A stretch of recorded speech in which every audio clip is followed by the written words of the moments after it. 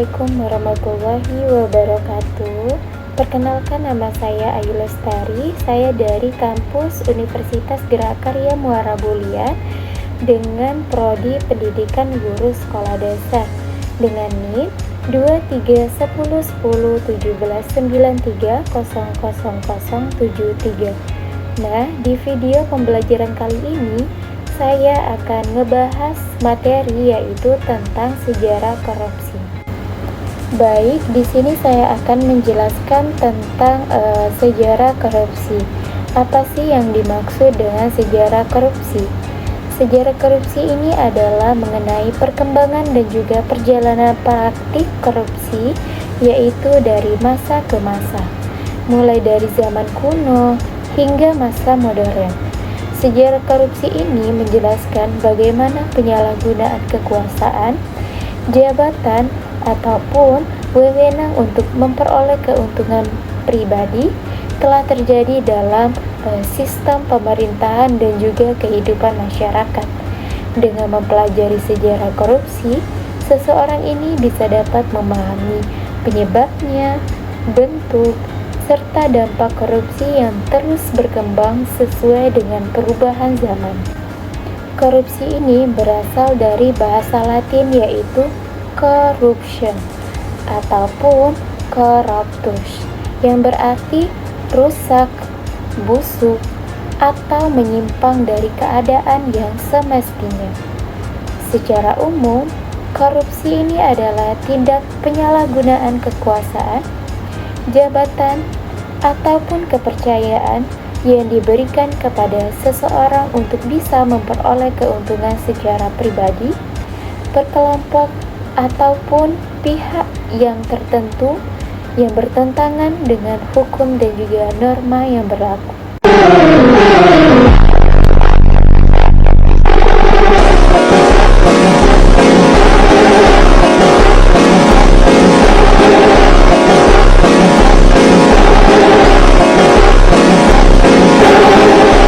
Jadi, korupsi ini muncul secara bersamaan dengan adanya kekuasaan dan juga pengelolaan sumber daya publik. Ketika seseorang diberi wewenang untuk mengatur atau mengelola sesuatu, disitulah terdapat peluang untuk bisa menyalahgunakan kewenangan tersebut demi kepentingan pribadi. Oleh karena itu, korupsi telah menjadi masalah yang ditemukan hampir di seluruh negara dan berbagai periode sejarah. Adapun sejarah perkembangan korupsi, yaitu ada 4. Yang pertama, itu ada masa kuno. Yang kedua, ada masa kerajaan. Yang ketiga, ada masa kolonial. Dan yang keempat, ada masa modern. Yang pertama, kita masuk ke bagian masa kuno.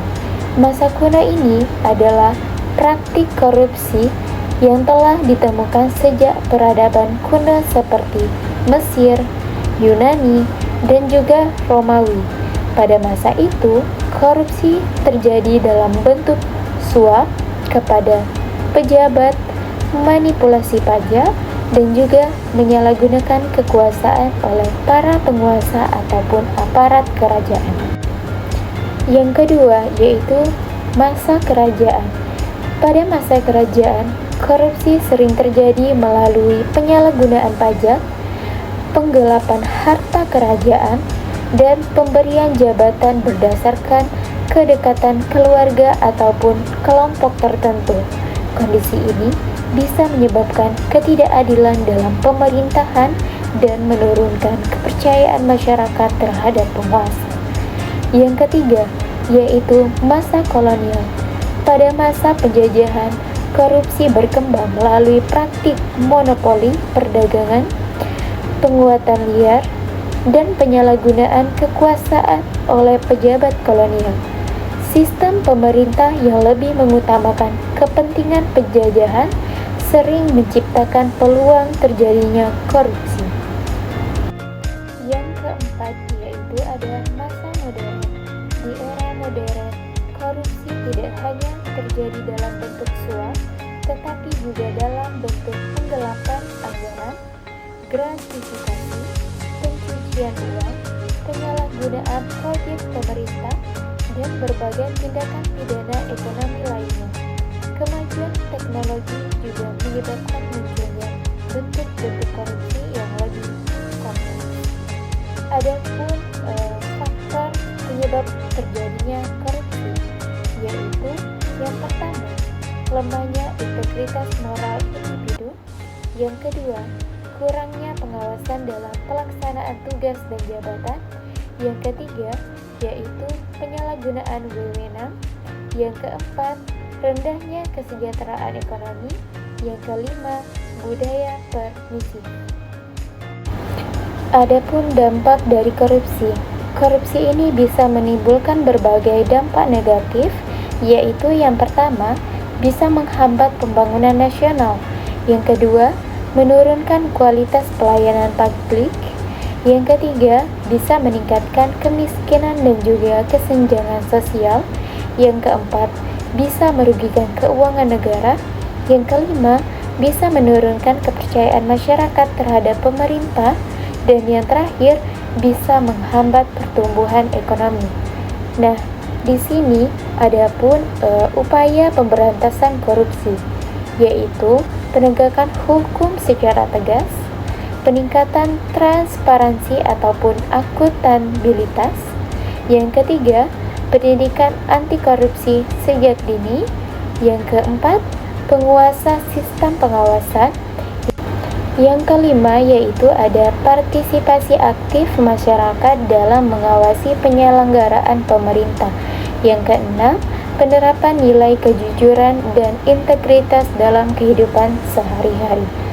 Adapun kesimpulan dari materi kita hari ini, yaitu sejarah korupsi ini menunjukkan bahwa praktik penyalahgunaan kekuasaan telah ada sejak zaman kuno dan masih terus berkembang hingga saat ini.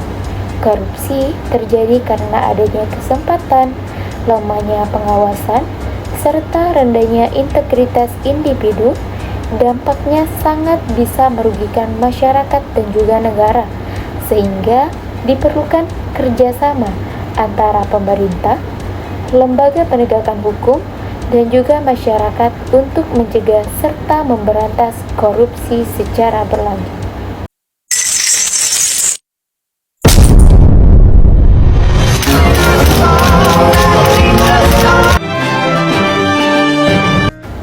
Baiklah, itulah materi dari saya. Kurang dan lebihnya saya mohon maaf. Saya akhiri. Wassalamualaikum warahmatullahi wabarakatuh.